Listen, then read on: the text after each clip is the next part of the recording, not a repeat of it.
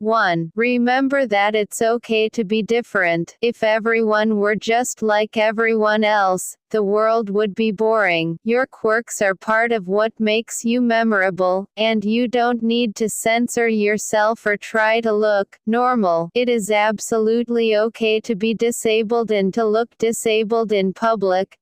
2. Find therapies and treatments that work for you. A good therapy will leave you better off than you were before, and you will gain skills and be happier. You can also learn coping mechanisms, alternative methods of doing difficult tasks, and how to capitalize on your strengths. Options include sensory integration therapy, talk therapy, occupational therapy, special diets, behavior therapy, and seeing a psychologist for emotional issues. Always check with a doctor before altering your diet or attempting an alternative treatment. Be careful about behavior therapies. Some therapies are based on compliance and may hurt more than helping. 20. If your therapist's goal is to make you more normal, rather than more comfortable or more competent, or if you feel upset and anxious about seeing them, then find a better therapist.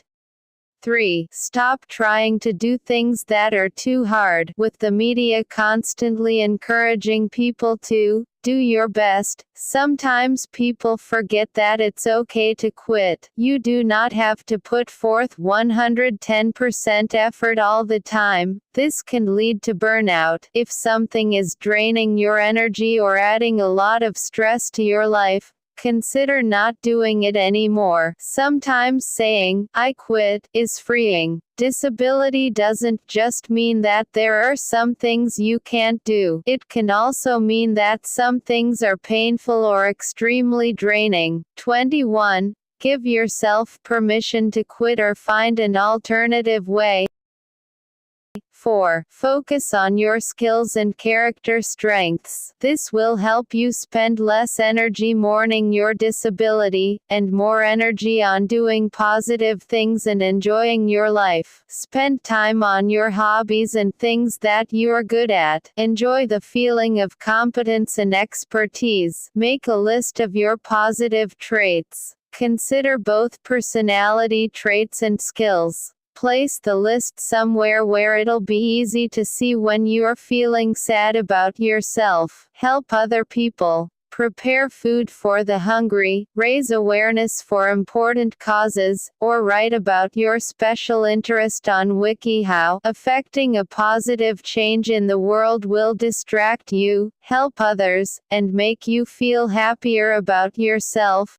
5. Practice self-care. Being disabled can be difficult, and it's important to treat yourself well. Cut out energy drains from your life so you can focus on what matters most to you. Pushing yourself to meet non-autistic standards will only take a toll on your health. It is okay to ask for academic accommodations, take extra breaks, or quit doing things that are too stressful to achieve. Pay extra attention to general health advice, sleep for at least 8 hours, eat fruits and vegetables, limit junk food, minimize stress, and exercise regularly. Taking walks counts. Self-care is extra important for you, to mitigate stress and help with meltdowns. If you have trouble with self-care, it's okay to ask for help. Assisted living, a group home, or living with family might be better for you. Talk with a doctor, social worker, or therapist if you're struggling. There's no shame in meeting your needs, and it'll free up time for things you love.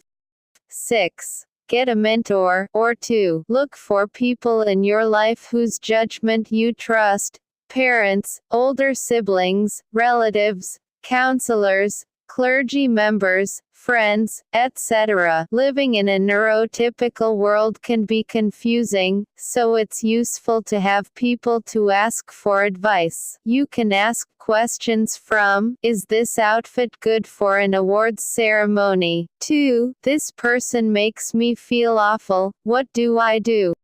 7. Stop apologizing for being autistic. You have the right to ask for accommodations, stim in public, and do what you need to do in order to function. Toning down your behavior is your choice, not something to be pushed or coerced out of you. You are not required to act more neurotypical just because everyone else is used to it.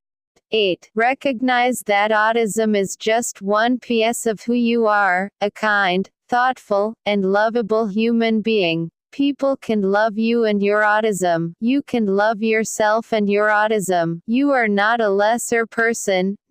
9. Talk to someone if you are overwhelmed by self-hatred, anxiety, depression, and self-esteem issues are unfortunately common in autistic people. 22, 23, 24. Identify someone you trust and explain to them how awful you feel. If you think you may have anxiety or depression, schedule or ask for a doctor appointment. The doctor can give you a screening. You are not being selfish or burdensome by sharing negative feelings. People can probably tell if you are feeling awful, they just don't know why or what to do. If you tell them, this is helpful to them, because then they can know what to do and worry less.